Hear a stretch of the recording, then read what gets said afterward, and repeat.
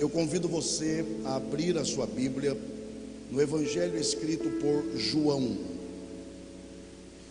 Quando você encontrar o Evangelho escrito por João, localize aí, por favor, o capítulo 21, que é o último capítulo deste importante Evangelho. Quando você encontrar o capítulo 21 do Evangelho escrito por João, localize aí, por favor, o verso 15, porque nós iremos ler a partir dele e encerraremos a leitura no verso de número 17. Você que encontrou Evangelho escrito por João, capítulo 21, do verso 15 ao 17, por favor, se manifeste dizendo glória a Deus. Glória a Deus.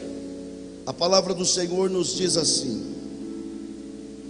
depois de terem comido, perguntou Jesus a Simão Pedro: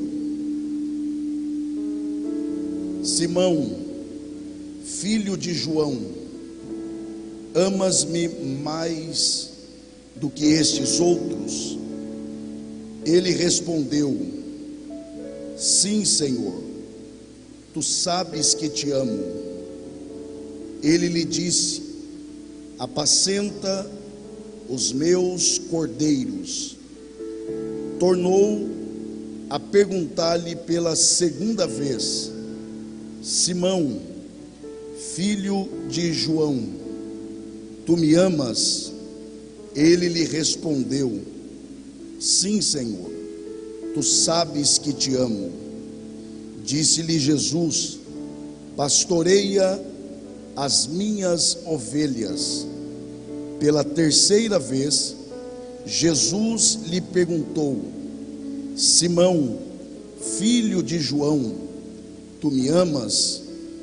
Pedro entristeceu-se por ele ter dito pela terceira vez: tu me amas? E respondeu-lhe: Senhor, tu sabes todas as coisas, tu sabes que eu te amo. Jesus lhe disse: apacenta as minhas ovelhas. E só os que podem digam amém. Amém. Muito obrigado, e que Deus, por graça, mais uma vez, abençoe a exposição de sua palavra.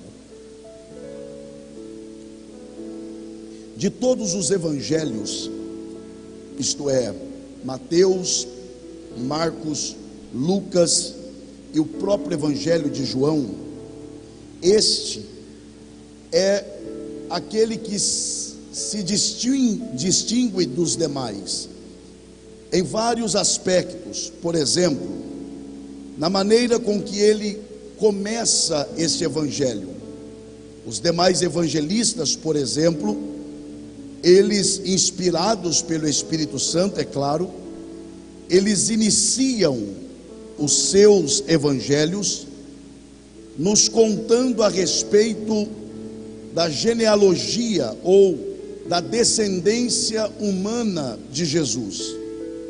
No entanto, João diferencia-se deles, porque ao contrário de falar sobre a descendência humana de Jesus, João, inspirado pelo Espírito Santo, da mesma forma, ele vai reportar-se a algo mais distante, colocando Jesus dentro da própria eternidade, isto é, demonstrando que Jesus Cristo, mais do que o Deus encarnado, ele é o próprio Deus, quando ele abre o seu evangelho, dizendo: no princípio era o Verbo, e o Verbo era Deus, e o Verbo estava com Deus.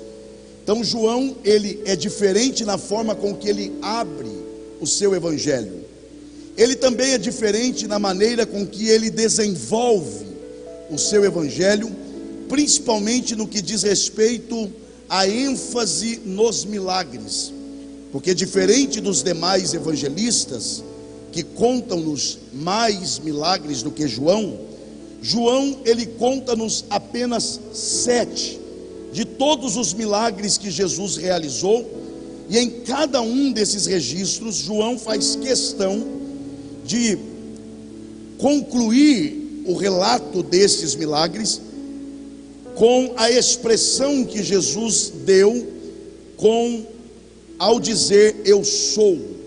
João então é diferente dos demais na quantidade de milagres e na forma com que ele conclui o relato desses milagres. E ele também, e é nisso que nos interessa ainda mais, ele é diferente também na maneira com que ele termina o seu evangelho. Os demais evangelistas, por exemplo, eles terminam com a ordem de Jesus para que os discípulos fossem por todo o mundo pregando o evangelho ou fazendo discípulos de todas as nações. João não. João, ele encerra o seu evangelho mostrando-nos um diálogo pessoal, um aspecto mais específico de Jesus com os discípulos e em especial com Pedro. E se você fizer uma comparação com a ordem que Jesus dá a Pedro, apacenta e pastoreia as minhas ovelhas, você pode fazer um paralelo com a ordem ide e pregai o evangelho a toda criatura. Mas João, ele fala sobre isso não em um aspecto geral, mas em um aspecto mais particular, em um aspecto mais íntimo. Porém, a parte que nós lemos, que é uma parte extremamente conhecida da maioria dos que aqui estão, se não de todos, para nós entendermos isto, é preciso que nós entendamos que o caráter e o contexto disso aqui não se trata de algo comum, muito pelo contrário, você está falando do momento ou momentos após a ressurreição de Jesus. Então o contexto aqui é a ressurreição de Jesus. E é interessante porque Jesus, além de ressuscitar, ele também se propõe a se apresentar a diferentes pessoas e de diferentes formas. E ao apresentar-se a diferentes pessoas e de diferentes formas, Jesus tem alguns objetivos. Primeiro, ele quer provar a alguns que ressuscitou. Em segundo lugar, ele quer consolar os seus discípulos. Em terceiro lugar, ele quer prepará-los para o trabalho futuro. E finalmente, ele também quer acertar alguns detalhes com a sua equipe de trabalho. Mais do que isso, é preciso que nós voltemos para o capítulo 20 e atentemos para o fato de que antes de falar com Pedro, Jesus, ele vai se apresentando a diferentes pessoas. E é no mínimo interessante, que Jesus, podendo se apresentar primeiro, a primazia da apresentação, ele poderia ter se apresentado a qualquer outra pessoa, mas não, ele escolhe se apresentar a uma mulher. E aqui Jesus já está desconstruindo um preconceito, que, como todos sabem, nesta época e no contexto em que Jesus viveu aqui na terra, esteve aqui na terra, a mulher era considerada em segundo plano, uma classe inferior. E após a sua ressurreição, Jesus escolhe justamente se apresentar primeiro a uma mulher. E não é qualquer mulher. A Bíblia faz questão de dizer que é Maria Madalena, e mais, de nos dar a informação de que dela Jesus expulsou 7 demônios. O que Jesus quer demonstrar aqui não é outra coisa senão graça. Jesus abre o processo de autoapresentação após a sua ressurreição, não mostrando outra coisa a não ser graça. Após isto, o texto, o próprio João, nos informa que Jesus, ele vai se apresentar a 11 dos seus discípulos, aos apóstolos, e ao fazer isto, Jesus está literalmente, segundo o próprio João nos conta, fazendo para encorajá-los, uma vez que o próprio João, que fazia parte deste grupo, ele mesmo fala que esses, inclusive ele, encontravam-se dentro de uma sala com medo dos judeus. Jesus então se apresenta a eles, a mulher, não é dentro da sala com medo, é fora. Aos discípulos, é do lado de dentro de uma sala com medo. E Jesus se revela a quem está fora da sala e se revela a quem está dentro da sala, porque ele não tem dificuldade de perceber o que acontece onde os olhos físicos veem e onde os olhos físicos não veem. Eles estão escondidos dos judeus, mas não de Jesus. Jesus entra na sala, e entra na sala literalmente para encorajá-los. A mulher é para demonstrar graça. Aos discípulos, os homens do trabalho, é para encorajá-los, para vencerem o medo. Depois disso, atente bem para isso, depois disso, o texto diz, João nos informa, que Jesus vai se apresentar a 7 destes 11. Então ele se apresenta à mulher, a 11 dos apóstolos, ou os apóstolos, que são 11 aqui, e depois se apresenta a 7 desses 11. E aqui ele está demonstrando intimidade. Para nós avançarmos um pouco, após falar aos 7, na presença deles mesmo, Jesus se dirige especificamente a um deles. Na presença dos 6, ele fala com um dos 7, Pedro. Não é na ausência dos outros, não, é na presença deles. E Jesus vai se dirigir especificamente a Pedro, porque se ao mostrar-se a mulher, ele mostra graça, aos discípulos coragem, a 7 intimidade, a Pedro ele está literalmente dizendo, agora é um ajuste pessoal, é um tratar individual.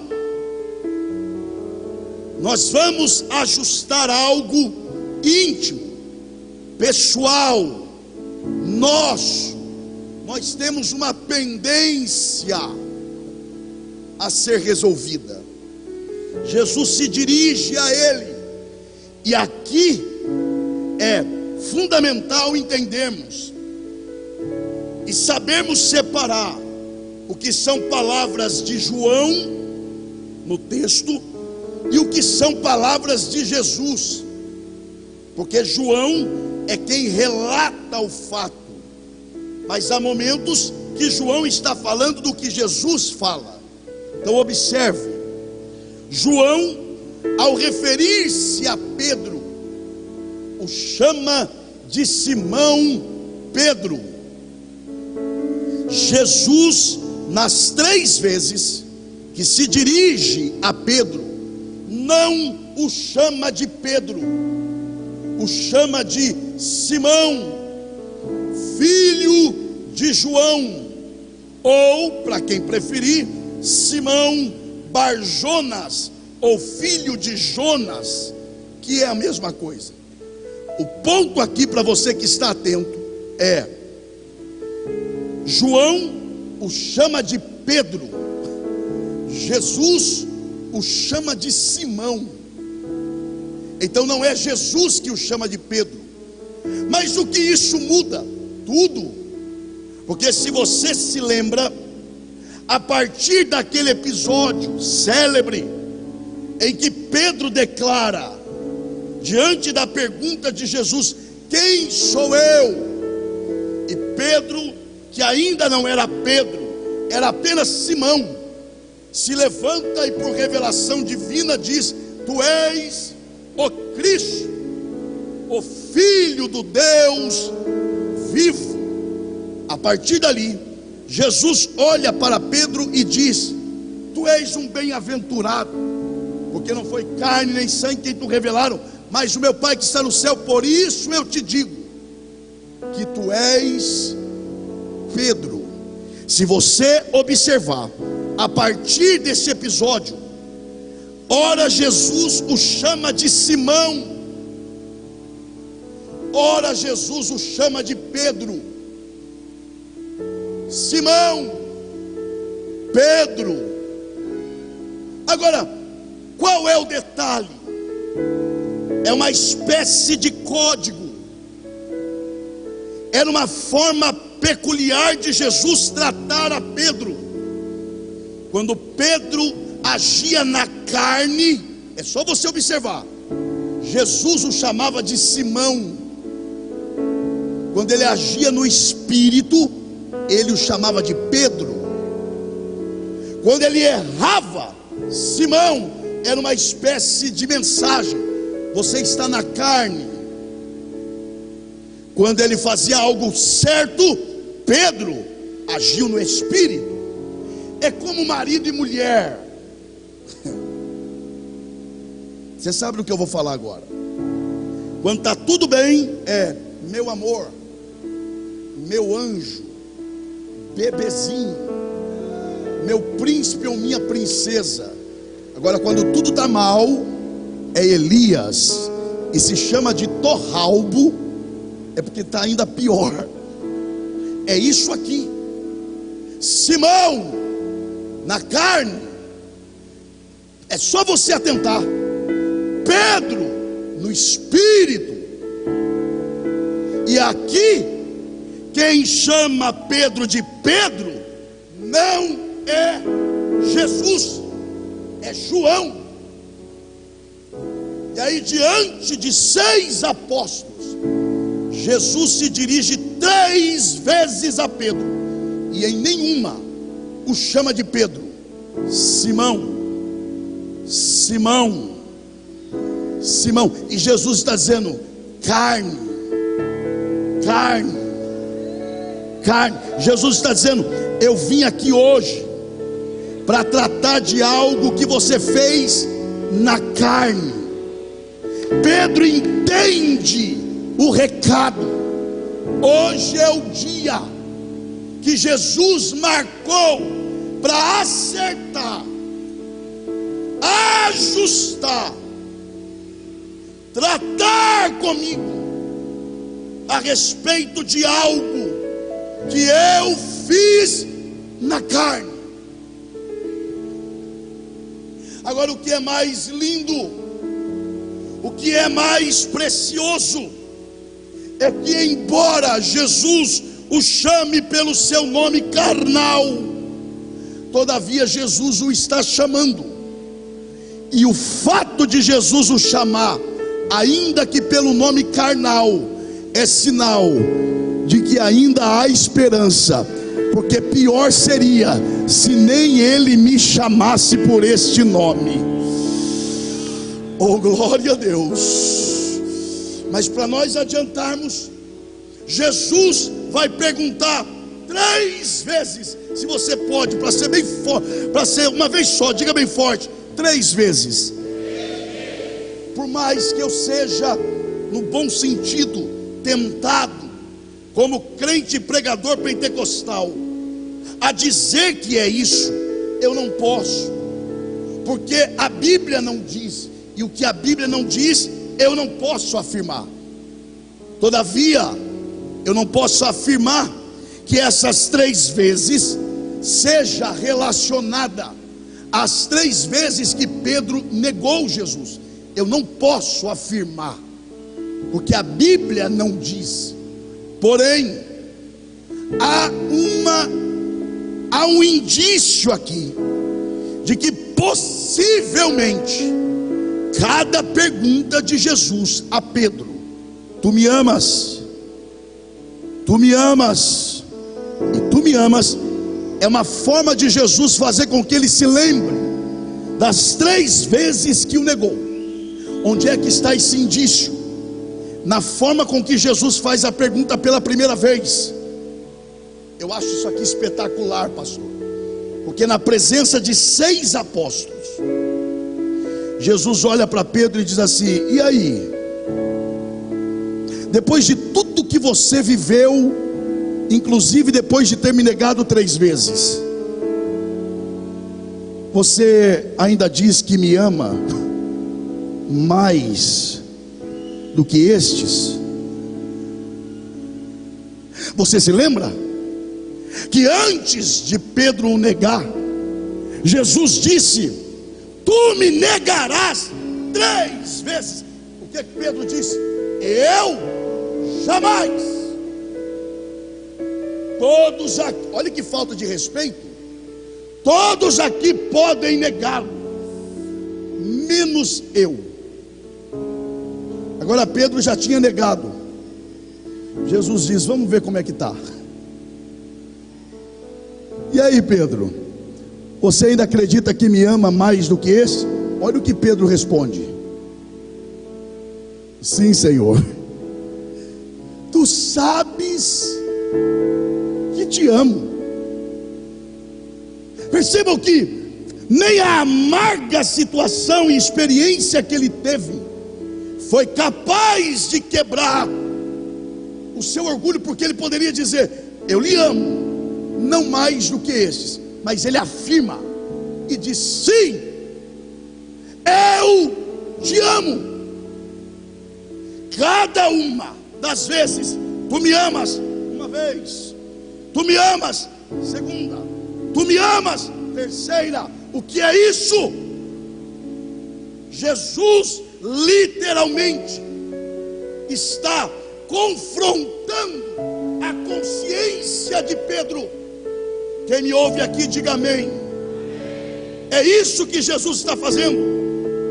Ele está utilizando-se de um recurso que é próprio de Deus. Lembram? Claro que se lembram. Quando Adão e Eva pecaram, Deus desce no jardim. E olha que pergunta irônica de um Deus que é onisciente, que sabe de todas as coisas. Ele entra no jardim perguntando: Adão, onde estás? Como se ele não soubesse. E quando Adão se apresenta, ele ainda pergunta, como se não soubesse: o que fizestes? Ele não perca isso aqui não. Ele não faz as perguntas porque não sabe. Não. Ele faz as perguntas para confrontar a consciência do homem. Querem ver? Quando ele pergunta: o que fizestes? Não é porque ele não sabe o que foi feito. Ele está perguntando porque ele está trazendo a memória e a consciência do casal, a gravidade do pecado, a feiura da prática. E quando ele pergunta: onde estais? Não é porque ele não sabe, é porque Deus está literalmente dizendo a Adão: olha o que você perdeu. Ontem, a esta hora, antes de pecar, eu desci aqui. E ele diz: lembra-te. Não é onde, é de onde caístes. Onde é uma coisa, de onde é outra. Jesus não está dizendo, lembra-te onde, o lugar, não, é lembra-te de onde. Jesus está dizendo, olha onde vocês já estiveram, e olha onde vocês estão agora. Onde é que vocês estiveram? Volte um pouco. Paulo responde isso, quando ele escreveu a carta aos Efésios. Ele diz, vocês estão assentados em regiões celestiais. Mas o tempo passou, a frieza espiritual tomou conta, o envolvimento com as coisas desta vida ofuscou a chama do meu espírito, e vocês perderam o lugar que vocês estavam. É isso que Jesus está dizendo a Pedro. Ele está confrontando a consciência de Pedro, para que ele percebesse a gravidade do que ele fez. Mas quem é que está fazendo isso? Jesus, à distância? Não, presente. E é como se ele dissesse, eu estou confrontando a sua consciência, mas eu estou aqui, e o eu estar aqui é prova de que ainda tem jeito para você. Oh, glória a Deus. Onde está a mão que você levanta para adorar ao Senhor? Eu estou sentindo liberdade no Espírito para pregar esta palavra. Esta mão que você levanta para adorar ao Senhor, use para ser uma bênção na vida do seu irmão já agora. Toque o ombro dessa pessoa e diga, ainda que seja para te confrontar, é melhor que se tenha a presença dele aqui, porque é certeza de que ainda há esperança. Oh, glória a Deus. Quem reconhece essa verdade, dê o melhor glória a Deus e aplauso que você pode nessa noite. Deixa eu adiantar aqui. O que Jesus vai perguntar para ele? Triplique a sua atenção. Quem me ouve aqui, diga amém. Jesus vai perguntar, tu me amas? Ele diz, eu te amo. Segunda vez, tu me amas? Eu te amo. Terceira vez, tu me amas? E Pedro se entristece.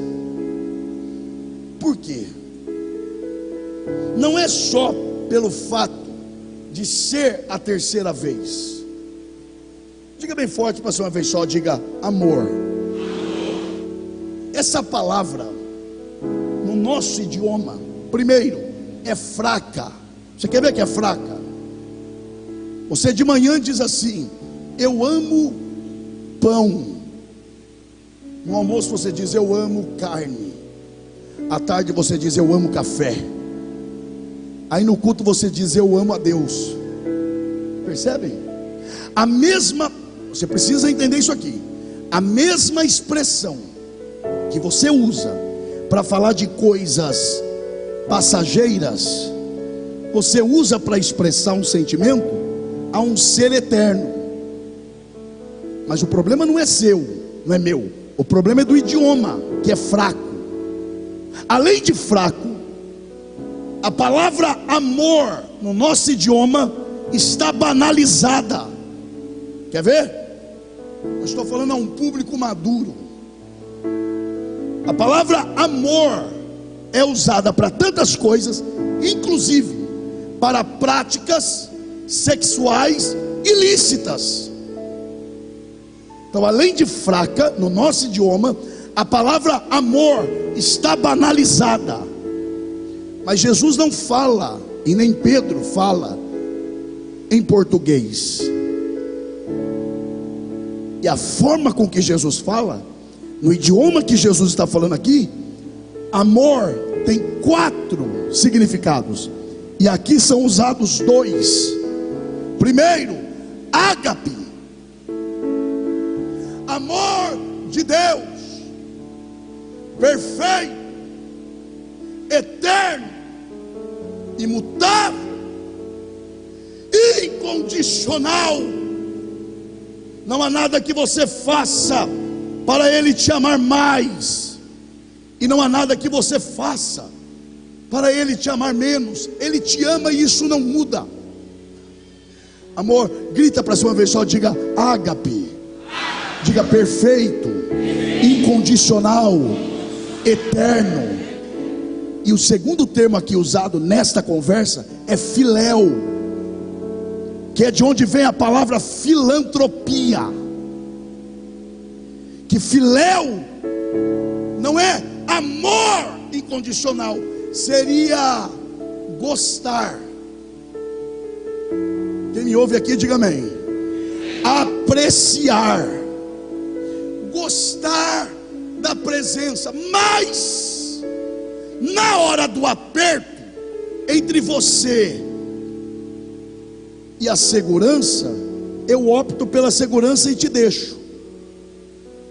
É um amor que não é incondicional, é condicional, depende.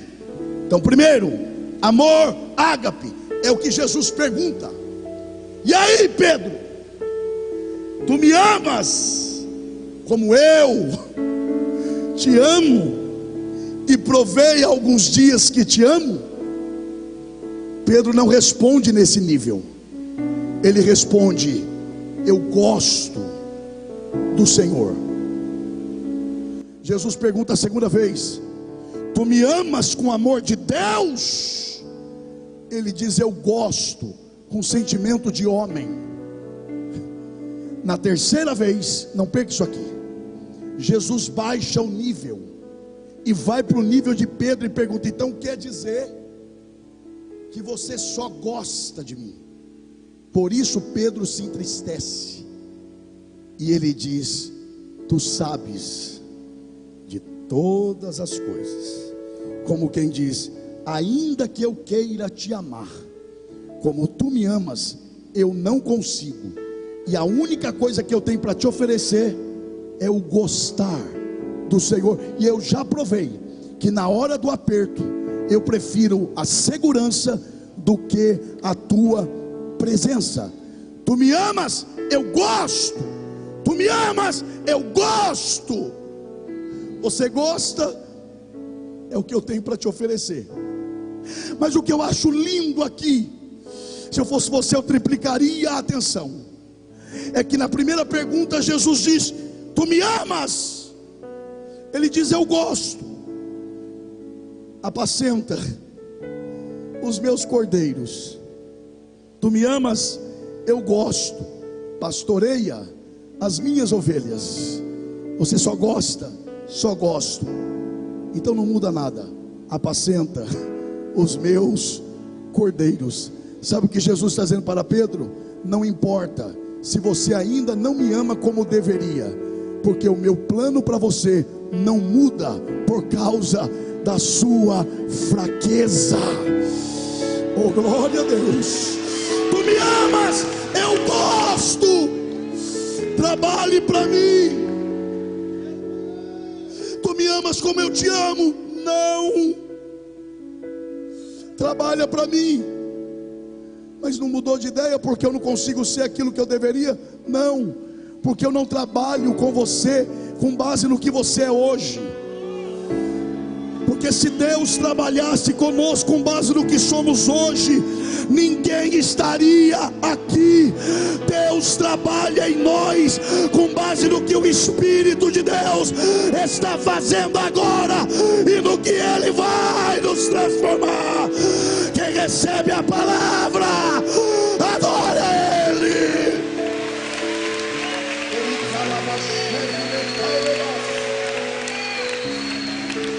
Nada mudou.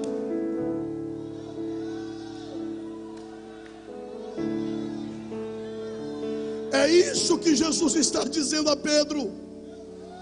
Tu me amas como eu te amo, eu gosto como gosto. Trabalha. Vamos ver se mudou. Tu me amas, não mudou nada, só gosto. Trabalha. Então não mudou nada, nada. trabalha. Você quer ver que isso é verdade? Eu acho isso aqui extraordinário, porque no verso 18, João vai relatar o que Jesus disse, e ele diz para Pedro: hoje você é jovem, e você vai para onde quer. O seu amor por mim ainda é pequeno, então você faz o que quer. Presta atenção nisso. Aí Jesus diz: mas vai chegar um dia que você será velho, e vão te levar para onde quiserem, e você não terá domínio sobre si mesmo. Hoje o seu amor faz você tomar suas próprias decisões, mas o meu Espírito está trabalhando em você, e sem você perceber, você vai me amar tanto, que vai chegar um dia que você não terá mais decisão própria, porque você será envolvido pelo amor que eu tenho por você. Quer ver que é verdade? Olha o verso 19, João explica isso.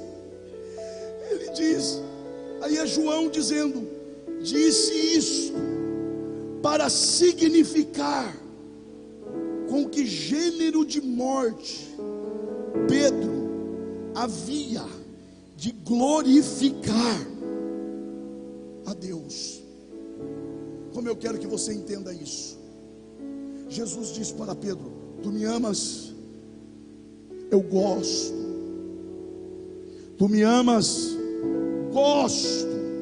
Gosta? Gosto. Enquanto você trabalha para mim, eu vou trabalhando em você, e sem você perceber, o seu nível de amor sobe, e daqui a um tempo, o que eu fiz por você, você será capaz de fazer por mim, ao ponto de quererem te crucificar como me crucificaram, e você dizer: não sou digno de morrer como ele morreu, então me crucifique de cabeça para baixo. Enquanto você trabalha para mim, Pedro, gosto. Amas? Gosto. Gosta? É o que eu tenho para oferecer. Aí João, pastor, me dirijo ao senhor com respeito. João termina o verso 19 dizendo: depois de assim falar, Jesus acrescentou-lhe dizendo: segue-me. Pera lá, parece que não tem nada aqui, parece que não significa nada. Para Pedro significa muito, porque no primeiro encontro de Jesus, aparentemente sem nunca ter errado contra Jesus, qual foi a frase de Jesus para Pedro? Diga: segue-me. Diga mais forte: segue-me. Pedro negou Jesus 3 vezes. Jesus se apresenta a ele depois de ressuscitado. Pergunta: tu me amas? Não como tu me amas. Tu me amas? Não como tu me amas. Então você só gosta. E Jesus termina dizendo: faz o seguinte, segue-me. Sabe o que Jesus está dizendo para Pedro? A minha proposta lá de trás ainda é a mesma de hoje, não mudou nada. Eu não vou te perder para Satanás. Você perdeu para o galo. Pedro, você não foi capaz de vencer o galo, porque eu falei que o galo só cantaria depois que você me negasse 3 vezes, e você falou que não, mas o galo cantou. Então quem venceu a guerra entre você e o galo? O galo. Você não vence um galo, mas eu não perco para Satanás, porque Satanás foi na presença do meu pai e pediu para Ciro andar com você, para te peneirar, mas eu me apresentei também e disse: esse não, eu não vou perder Pedro para Satanás. Então,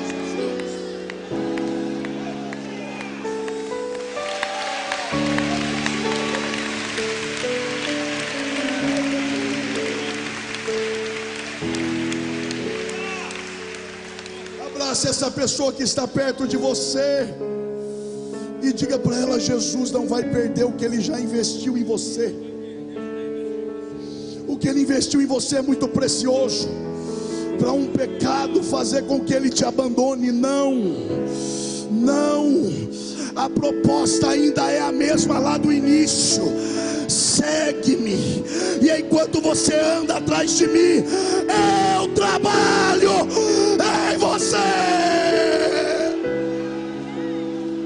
Jesus querido, o rei que ele baixou,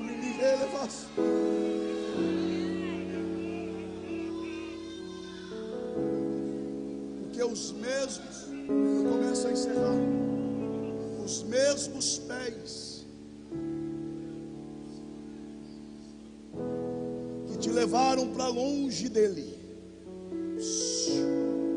são os mesmos que tem que te trazer para perto. Porque em relação a ele, nada mudou. Se tem alguém que mudou, foi você. E se foi você que se afastou, é você que tem que voltar. E ele vai dizer: eu vou estar no mesmo lugar e te fazendo a mesma proposta. Segue-me. Você pode ser uma bênção para o seu irmão. Mais uma vez, diga: nada mudou. Diga assim: não é que ele apoia o seu erro, é que ele é Deus e já sabe o final da história. Você vai voltar a ser o que um dia você foi. Satanás não vai ganhar essa guerra, não vai. Eu assumo aqui humildemente a posição de profeta para profetizar: você não será subtraído por Satanás, ele te guarda.